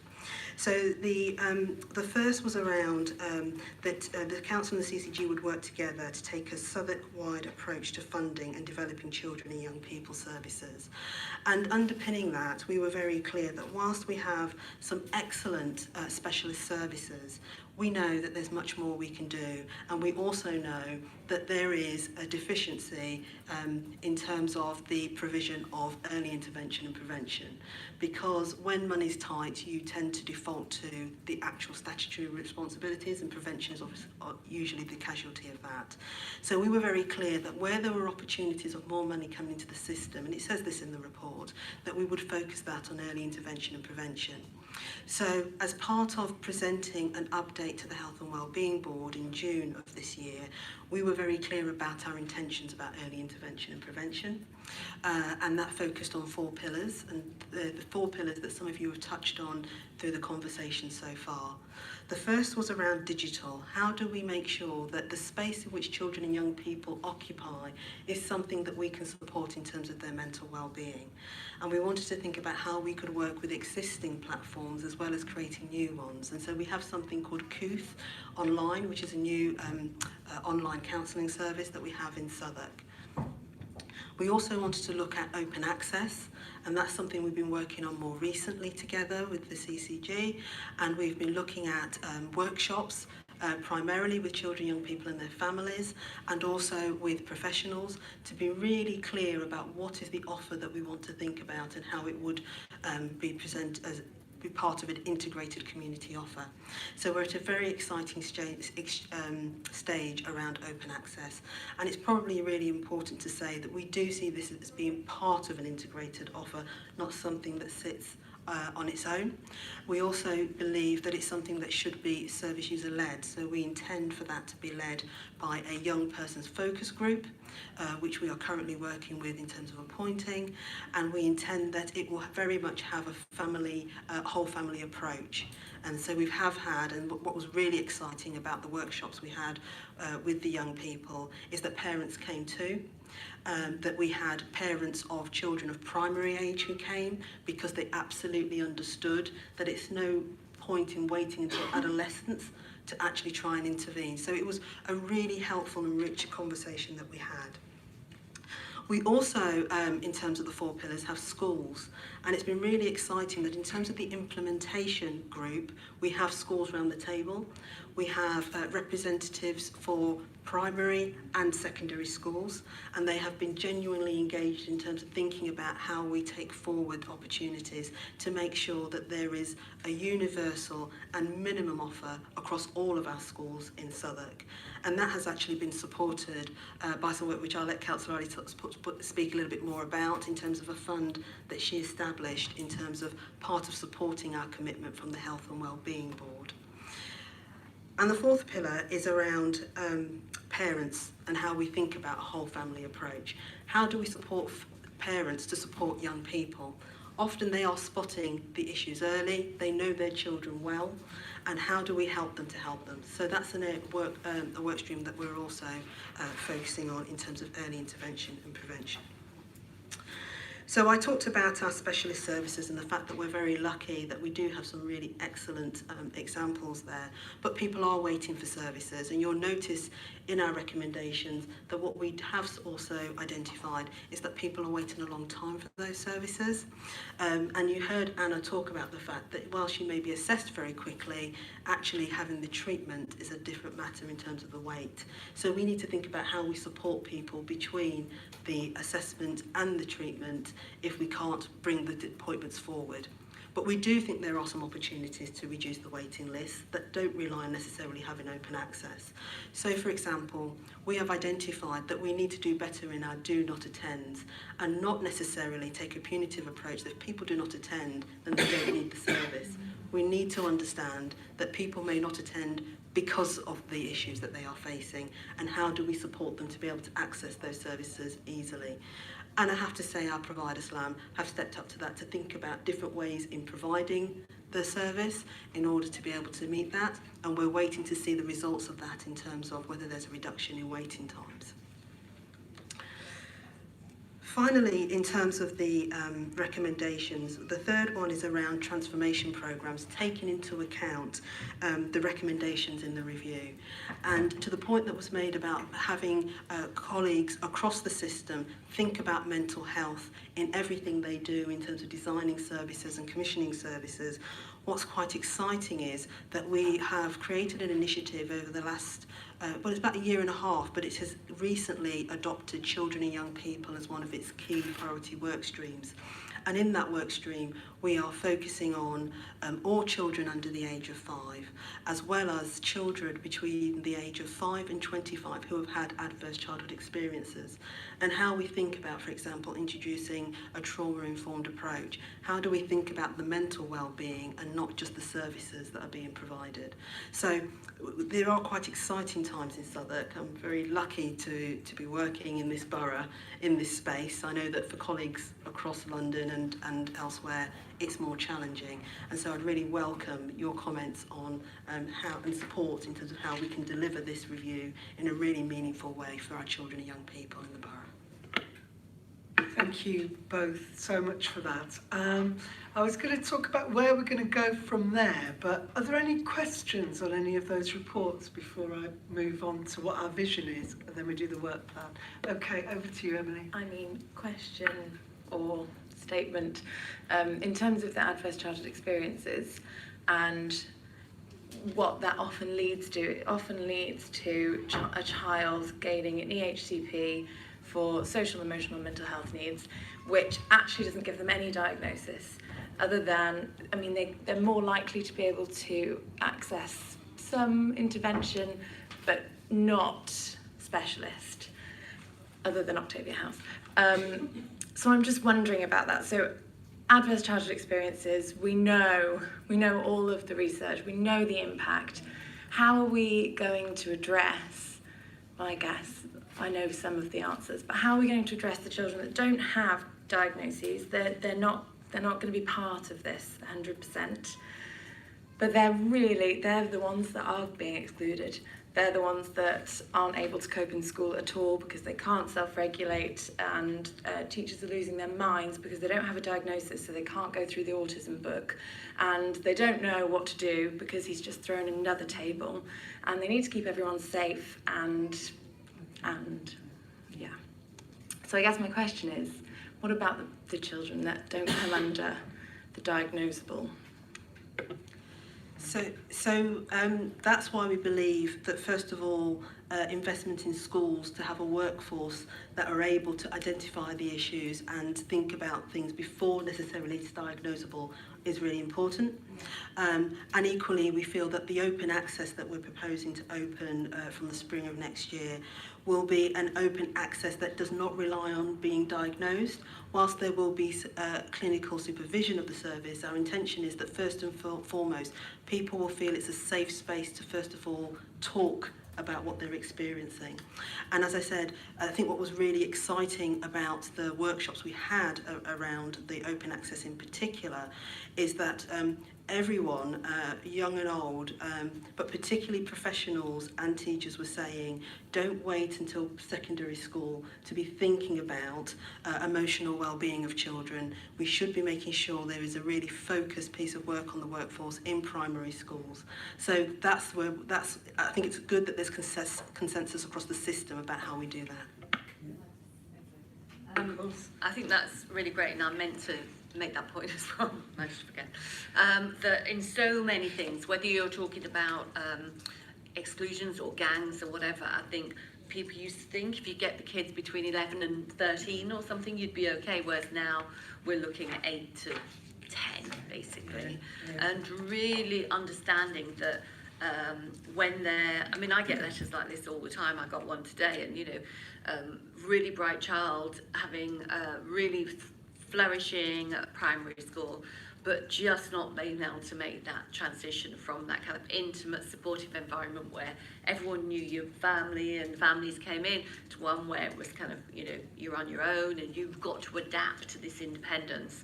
So I think I really encourage you to look at that leaving primary school, but also that transition as kids go into secondary school, because you know so many fall through at that point.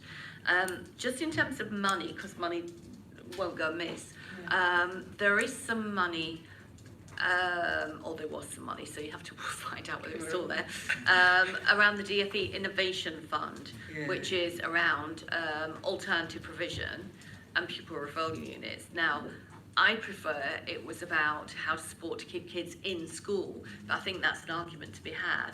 So one of the things you might do is look at what you would like to see for additional support for those kids in school, or at risk of exclusion, even those that are coming out of the system, to get them back in, and put together your, a bid, if you like. If it doesn't come out of there, I think there's enough interest in alternative approaches to children who are struggling in school that you'd be able to find a home for it. And I guess the other thing, and Harriet mentioned it, around the Mayor's office, I don't know whether he want a greater scale, so whether they want 5 pilots across London, whatever. I also don't know what your networks are with other directors of public health and the like, and not want to take away the shine of you being the national leaders. But I think there's, if you're saying we want this to be known as the borough of well-being for kids, which essentially you are, well, what about the capital as well-being city for kids? Places like Leeds have decided to call themselves a child-friendly city. They've worked towards that for kind of 15, 20 years, but actually, you could do something like that. So you want your borough to be a borough that puts child well-being first. Well, I think that's a really good thing for London to do generally. So I think there's a good pitch there to make. Just to say, I'm so pleased to hear you say that, and that's exactly where we would like to be. In the annual public health report this year, we identified transitions as a big challenge, both for children but also for parents as well. And there's a clear need from parents to say, we need help to deal with our teenage kids. We don't have the language, we don't understand how to communicate with them, they're becoming more distant, and we know they're going through lots of challenges, but we don't feel that there's support in the system as well. So I think one of the things we will be doing is looking at what assets we can bring to the table. And then on your second point about how do we leverage what we're doing here to have greater impact, I completely agree. There are many agendas that this will meet. Youth crime and violence, youth well-being, and of course overall ambitions for economic productivity in the city and having engaged and connected communities. So we would be certainly keen to be looking at that as well to see how we can leverage that. I was going to make a really rather similar point, that actually one of the things that you have a unique opportunity to do is actually, children and young people and families exist in systems. Those systems, we have a very biomedical model of sort of mental health problems that really rather neglects the sort of social factors that influence it. And that's partly, I think, that model has influenced quite a lot of policy. Now, you can do something really quite different. It's not to ignore the need for specialist services, but you can really think as a borough about what can we do to improve children and young people's lives in the borough. Another point I would say is that much of the dialogue is quite often around young people's mental health, and we must remember that 50% of lifetime mental health problems begin before the age of 14. We know that there's a brilliant campaign by Action for Children called, I think it's called Unfair at 5, but much social inequality has started by age 5. And so what we mustn't do is neglect the needs of children and families. And one of the sad things that's happened is, with the demise of Sure Start children's centres in lots of areas, we've lost the sort of non-stigmatising places that parents would go to for support. So that would be another thing that you could perhaps do. Sorry.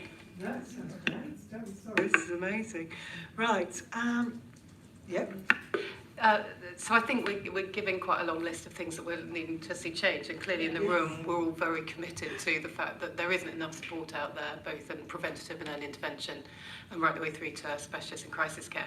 But what we're also talking about is a very, very broad range, absolutely, in terms of from early years up to 25, across a range of needs. And it might be what we're about to come on to, but I suppose whilst I absolutely share, let's be bold, let's be ambitious, also there's a degree of let's make sure we do achieve the change. So I suppose having a programme that can identify what are some of those low-hanging fruits, and a really obvious one, if you've got Couth.com, most of the teachers we talk to in the schools won't know that they're in an area where there's that provision. So we don't want teachers to be mental health specialists, but they desperately want to be able to signpost, as do parents. So there's just some of those things that you've got happening in one area that's just not being shared with another. So what could be some of low-hanging fruits versus what are the really big things that you're going to focus on? And I suppose that's what I would welcome an approach, which is we've got some wins we believe cumulatively can be significant, but we've got a couple of really significant strands we're really going to focus on.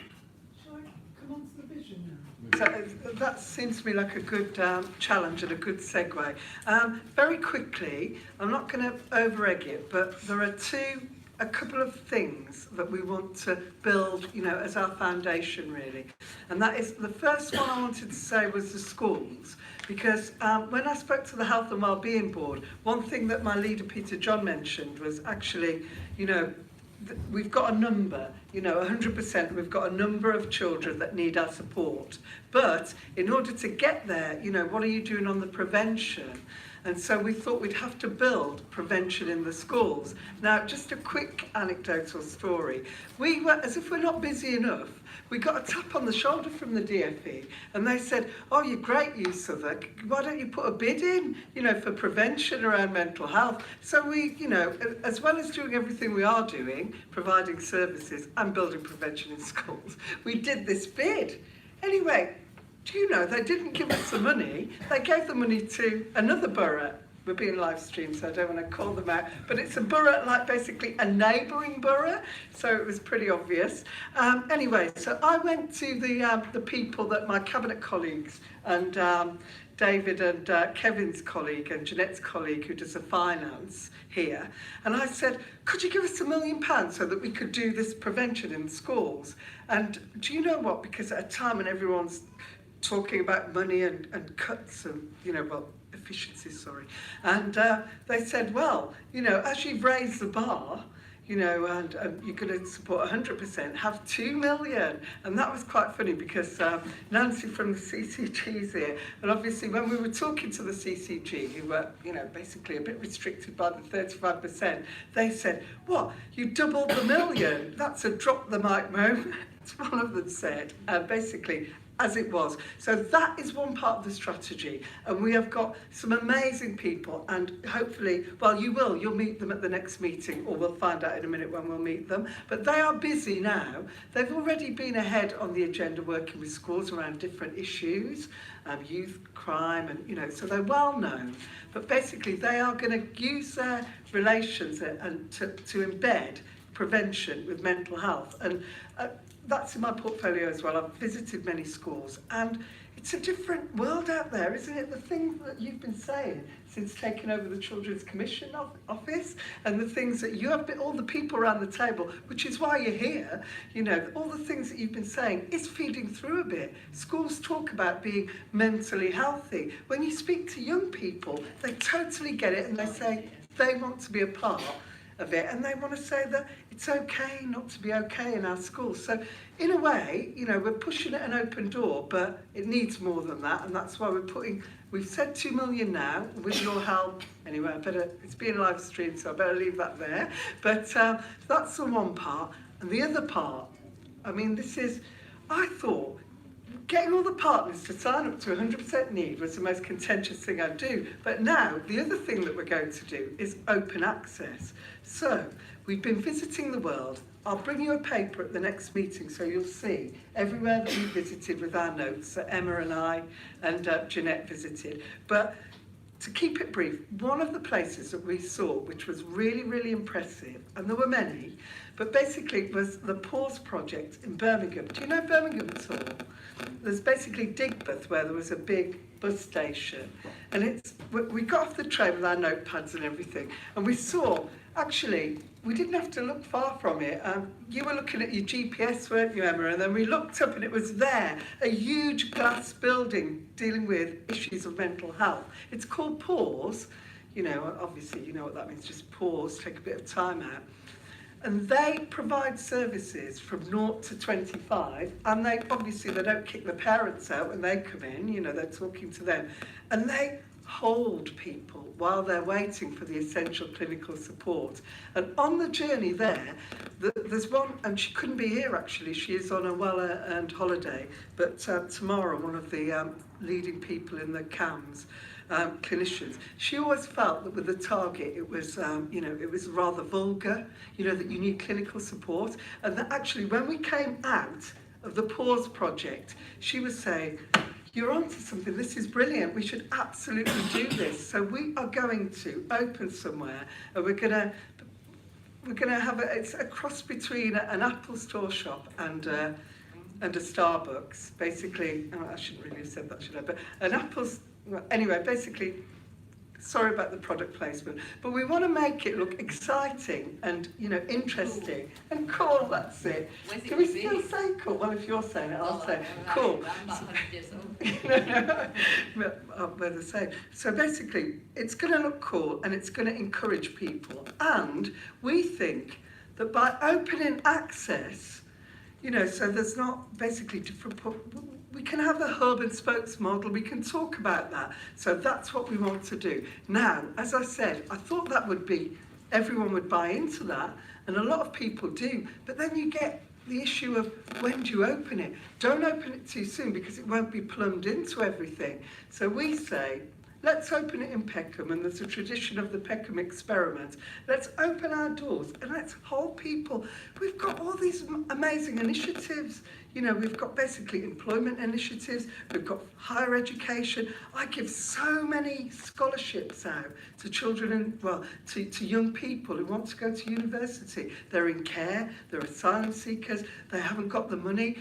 Come on, we've got all of these things. Let's get these initiatives to the right people. So basically, that is it. It couldn't be more simpler than that. The two, things that you need to move to hit your meat here. So those are the things that we'll be talking about. Maybe we're on the wrong track. Maybe you'll give me more challenges than the partners, but good. Between us, we'll make it work. So that's a quick bit on the vision. Now I'm going to hand over to, I'll introduce our Strategic Director, David Quirk-Thornton, and just by way of introduction, we'll see more of him as the meetings roll on. But I have to say, I was very lucky, really, to have a strategic director who was basically doesn't have anything to prove. And so when I bounce these ideas to a lot of cabinet colleagues and a lot who've all been supportive, but a lot of people thought, is that the right thing? Why not 50%? Why not 60%? And you have these crazy discussions. But basically, the person that has got the teams that are actually going to do this has been behind it all the way, really. So over to you, David. Thank you very much. Good evening, I'm David Quirk-Thornton. I'm the Strategic Director for Children and Adults, so I'm the Director of Children's Service and the Director of Adult Services here in Southwark. I'd firstly like to express my profound gratitude to each and every one of you for coming to join this commission. I'm hugely excited about the journey we're on, and it's really, really, really important to me that we have invited you to challenge, to inspire, and to check and see what we're doing as we go on this journey. We made a commitment last year that we would do something very bold by way of a revolution in this space. And it was important to me that we then invited your eyes into this space to check that we deliver it. Of course, we have scrutiny and we're a council and we've got other people to check that, but we felt key people who've given so much of your professional careers to this space could really add value by checking that we hit our mark and take the journey with us We didn't just want to write a report at the end of this and ask for comments. We wanted your comments and your challenge and your support as we go. So to the question of why 100% and why so soon, very simply, our view is that childhood is not a dress rehearsal. And it was absolutely unacceptable to us, even when NHS England moved to 100% target over 10 years, that we would sign up to that as partners. We could not sign up to that as partners. We absolutely could not, because that was writing off a generation of young people along that journey. And so we have set a very ambitious target to establish open access by the spring. We have set an ambitious target to introduce emotional health and wellbeing support, really good emotional health and wellbeing support in every school in the borough. There are other things that we think will evolve as we go on the journey, and we think you'll have ideas and views on that, so we're inviting you to contribute. And we feel that we can do it in a very short space of time. We feel we can do it well, and we feel we can do it in a sustainable way in a short space of time. I feel blessed to have had the support of an administration who've put their money where their mouth is. We've lost 63p in the pound of our funding since 2010 as a council. That's not me making a political statement, that's me as an officer just telling you. We've lost 63p in the pound of our funding since 2010. And yet, because this matters so very much, we're putting £2 million of council funding into this space. And what we'd like to do is, over the next couple of years, to check in at regular points, at quarterly points, and to give more time to set out in detail what we're doing. So tonight's meeting was to establish the commission. Tonight's meeting was to introduce you to some reference documents that we're using, so the values-based commission work and our own review, to give you time to go away and read them before the next commission. And Jeanette, Kevin and I will be at every commission meeting on this side of the table to answer your questions, to hear your suggestions, to take your critique.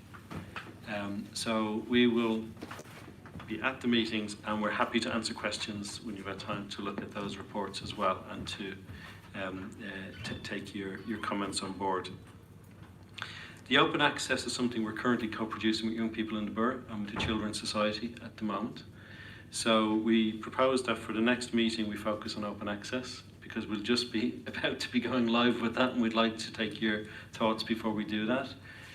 We do see this as an evolving journey, so it's not that we have to get everything absolutely right from day one, but it does need to be good enough that it's reliable and establishes a good relationship with young people and their families. And after that, we'd like to move to emotional health and wellbeing support in schools. We'll also be joined for those sessions by local head teachers, by local parents, and one of our officers here in the council who works on health programmes in schools. And he and the schools will be spending much of that £2 million. So we would really like to take some time as we evolve that programme to get your views and comments on it. We'd then like to invite community groups from across our borough. We're a very diverse community, and we want to make sure that the Commission has an opportunity to hear from the diverse community of Southwark, and from local councillors, those in administration and those in opposition, about their thoughts. And then we'd want to move into a review and evaluation phase. And the intention is that when this commission concludes, it will produce an evaluation and a report on did we achieve what we set out to achieve. I'm very conscious we are putting our reputation as a council. We're all putting our personal and professional reputations on the line here because we believe in this, and we're inviting you to be honest commissioners. I firmly believe partly how we got into this dreadful mess is something that Galbraith would call innocent fraud. When good people con themselves into thinking what they're doing is good enough, and it's very, very, very far short from good enough. So it's important to us, and I'd like to say this from the outset, then we invite you to call it as you see it. And if we achieve our target, we'd like you to shout with us as we invite other people to do the same. And if we don't achieve our target, we'd like you to say so. And we'd like you to tell us where you think we went off piste, and we'd like you to tell us as we go too. So that's my invitation to you as commissioners on this commission, to call it as you find it. Let's break the link with that innocent fraud which has gotten us into this dreadful mess of not recognising that for children, their childhood is not a dress rehearsal, and we have to get this so much better. So you can also, as commissioners, make suggestions on the work programme. If there's things that you think that we should be talking to you about, or questions we should be answering through Virginia in the constitutional team, you can propose items to be brought here. It's a dynamic process. And if there's anything you think we're missing, please do suggest it, and we'll be very happy to add that. So I would commend the terms of reference and the work programme to you to be adopted, and then at every meeting you'll have an opportunity if you think there's something that we should add on to that. Thank you again. Thank you very much for that, David. Are there any questions and comments? Yep, Nancy, thank you. I'm really pleased to see there's review and evaluation on there. It would be really good if we could see the evaluation bit at the beginning as well as at the end, because you need to know what you're trying to achieve and how you're going to check right at the beginning. So just at that point, there's a bit of crossover here then between this commission and our Health and Wellbeing Board, because our Health and Wellbeing Board set our targets as a borough.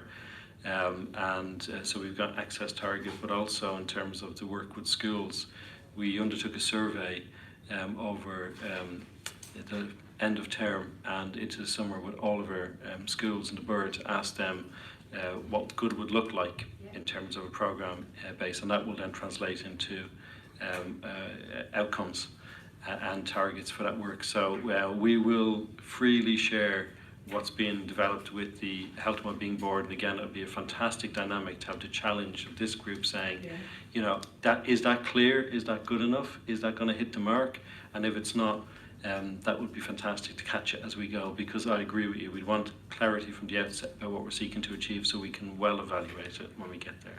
Thank you. Can I, just a couple of questions so that I'm clear.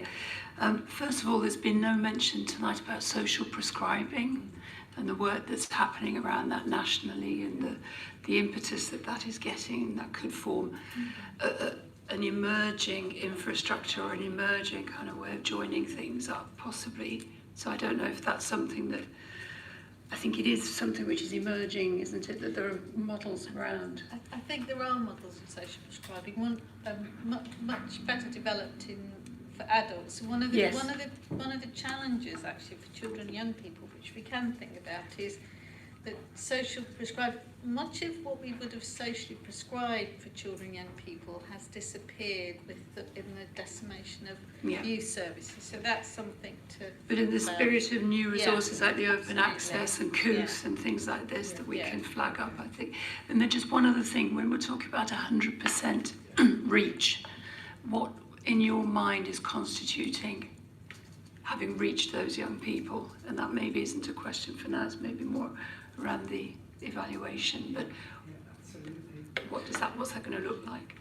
Thank you so much. So to the first question on social prescribing, absolutely we see social prescribing as part of this offer, and very much also social prescribing for parents, because we think if we can work with parents, and we haven't mentioned it tonight, but we've put funding into parental mental health and support as well, but we feel if we can socially prescribe for parents, then parents can be, you know, even more empowered to support their children. So social prescribing will definitely feature.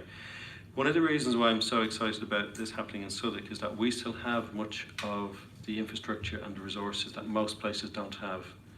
You may or may not know that Southwark has 5 nursery schools. If I tell you there's only 5 nursery schools in the whole of Manchester, that tells you how well provided for. And nursery schools are amazing, amazing, amazing places compared to just the offer of nurseries. We've got nursery schools, and many of our children with particular needs are going across Borough to go to those nursery schools. So 5 nursery schools, got 16 children's centres, and a commitment from our politicians, last administration and this, to protect all of our children's centres. So for social prescribing, we've got places where people can go. And then really, this open access service that we're talking about, in a sense, is trying to fill a gap of what's the children's centres for adolescents? What would a children's centre equivalent be for teenagers and for parents? So it may well be that, you know, our one open access resource and hub connected into others is enough. It may be that it's not. It may be that we need more than that to do it. So we've got an awful lot of resource that we can use differently and re-engineer. And to the point about the 100%, well, in the Health and Wellbeing Board, we had a joint strategic needs assessment from Professor Fenton. And so we know what the number looks like for our borough in terms of children and adolescents with emotional health and wellbeing needs. And we will be using that as our measure of how many young people are we reaching out to, both through the new open access and through the schools. We'll be careful not to double count, but we will be in that space of wanting to hit that level of ambition. I think that is a real challenge for us to pick up as well at the next meeting. Now, I've got a feeling that we probably could go on, but I think we're going to leave it here now because we can't, you know, we'll have to save some excitement for the next time we meet. But I just want to say, you know, I want to echo everyone's thanks really, because, you know, it's one thing to have ambition, and that's what's been lacking, isn't it? There's a lack of ambition, but whatever you think about local authorities, they are amazing. Here in Southwark we're doing housing. I'm not going to bore you with everything that we're doing, but the thing is, you know, in terms of innovation and doing things quickly, it can be tricky because everything has to be done right. You know, when you're talking to the NHS, they're even better, notice how I was positive, than us on wanting everything to be right. But I wanted to leave you, but I wanted to thank you so much. We'll have a quick photo before we go. I think there's some refreshments. But I wanted to leave you with 2 quotes, really, and I hope you will get how important you are to this process. I mean, there are 2 quotes that are my favourite, and they're slightly counterposed, and they are, like, basically, Abe Lincoln said, if he had 10 hours to chop a tree down, he would spend 8 hours sharpening the axe. That's quite good. But then the other quote is by Mark Twain, who said, to a man with a hammer, everything looks like a nail. And I think basically we're kind of in that, aren't we? We're in that territory now, which is totally alien to local government and the partners, which is why we need you. So thank you for your time. Please come again, and you know, anything that you want in between the meetings, just let us know. So thank you all.